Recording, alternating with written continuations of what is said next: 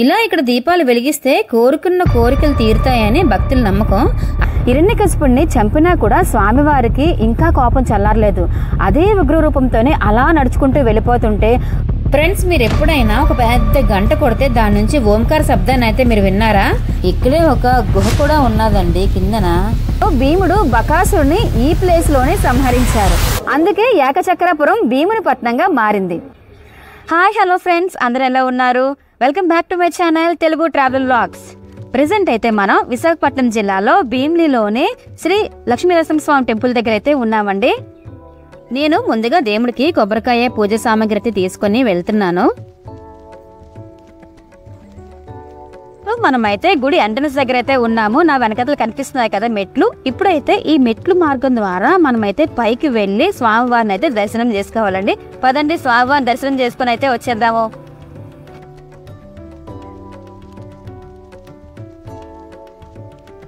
Friends, ఒకసారి నేను చూపిస్తున్నాను చూడండి. రాతి మెట్లు చూస్తేనే మనకు తెలుస్తోంది ఈ టెంపుల్ ఎంత పురాతనమైనదో. సుమారు 2300 సంవత్సరం క్రితం నాటి పురాతన టెంపుల్ అండి ఇది. ఎంతో ఘనచరిత్ర కలిగిన క్షేత్రం ఈ లక్ష్మీనరసింహస్వామి టెంపుల్ అండి. అలాంటి ఈ టెంపుల్ కి ఎలా రావాలి, ఈ టెంపుల్ తాలూకా చరిత్ర ఏంటనేది ఈ వీడియోలో అయితే మీకు నేను చూపిస్తాను. ఈ స్వామివారిని దర్శించుకోవాలంటే కొండ మీద మెట్లు కూడా చాలా తక్కువగానే ఉన్నాయి. పెద్ద కొండేమి కాదు, చాలా చిన్న కొండ అండి ఇది. ఈ క్షేత్రానికి రావాలంటే మెట్లు మార్గమే కాకుండా రోడ్ వే కూడా వేశారండి.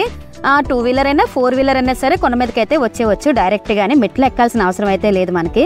ఈ కొండ మీదకి ఎక్కిన తర్వాత నా వెనకాతల బీచ్ చూసారా, వ్యూ పాయింట్ చూడండి ఎంత బాగుందో కదా. ఈ కొండ నుంచి ఇలా వ్యూ చూస్తుంటే టోటల్ భీమిలి టౌన్ అంతా చాలా అందంగా కనిపిస్తుందండి. మొత్తం ఊరంతా అయితే కనిపిస్తుంది మనకి.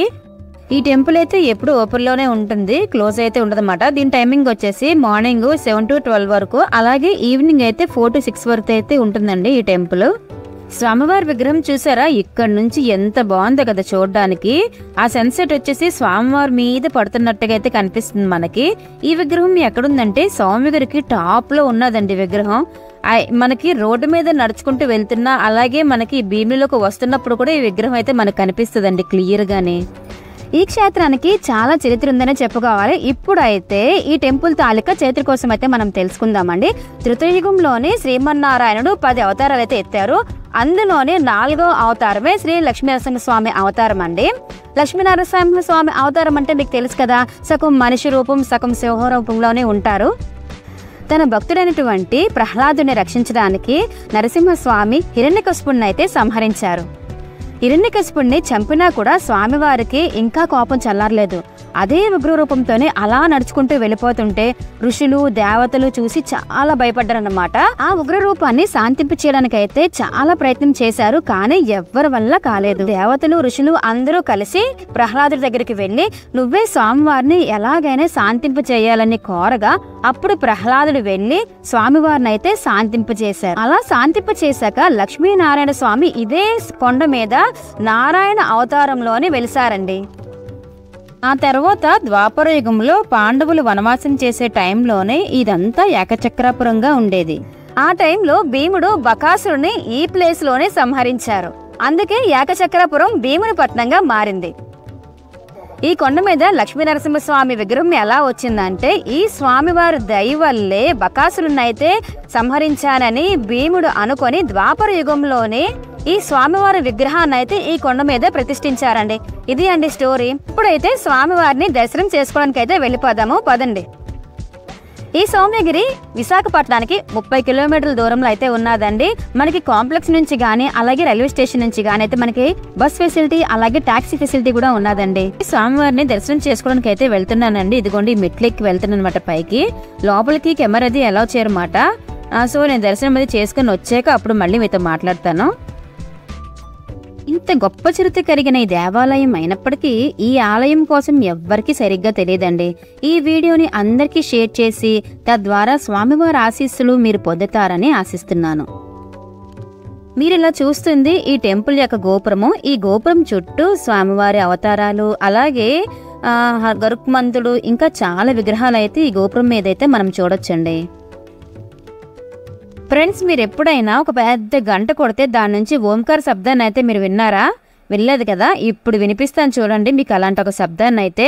విన్నారు కదా, గంట కొట్టిన చాలా సేపటి వరకు అయితే ఇంకా అలా ఓంకార శబ్దం వినిపిస్తూనే ఉన్నది. అది కొండ కింద మెట్లున్నాయి అక్కడ కూడా వినిపిస్తుందండి. ఈ గంట ఎన్ని కేజీలు తెలుసా? 100 కేజీల బరువు ఉంటాయి ఈ గంట. దర్శనం అయితే బాగా జరిగిపోయిందండి. దర్శనం చేసుకున్న తర్వాత గుడి పక్క నుంచి అయితే నాకు మెట్లు కనిపించే, ఇదిగోండి మెట్లు. ఇప్పుడు ఈ పైకి ఎక్కుదాము, అక్కడే ఉన్నాయి కూడా ఒకసారి అయితే చూసేద్దారండి. ఇలా చూసుకుంటే ప్రెసెంట్ ఇదంతా కన్స్ట్రక్షన్లో అయితే ఉన్నదండి. ఇంకా పెయింటింగ్స్ ఏమీ వేయలేదు. ఇక్కడ నాగదేవత ప్రతిమ కూడా ఉన్నది. సో దీనికోసమే కడుతున్నారు అనుకుంటా, నాకైతే ప్రెసెంట్ అయితే ఏం తెలియదు అన్నమాట. ఇక్కడే ఒక గుహ కూడా ఉన్నదండి కిందన. ఇలా చూసారా, స్వామివారి దగ్గరికి అంటే ఆ విగ్రహం దగ్గరికి వెళ్ళడానికి కూడా మెట్లు కూడా ఇలా కనిపిస్తున్నాయో మీకు. ఇందాకైతే మనం కొంచెం కొండ కింద నుంచి చూసాం, అదే ఇంకా ఈ టాప్ మీద నుంచి వస్తే ఇంకా వ్యూ అయితే చూడవసరం అనమాట.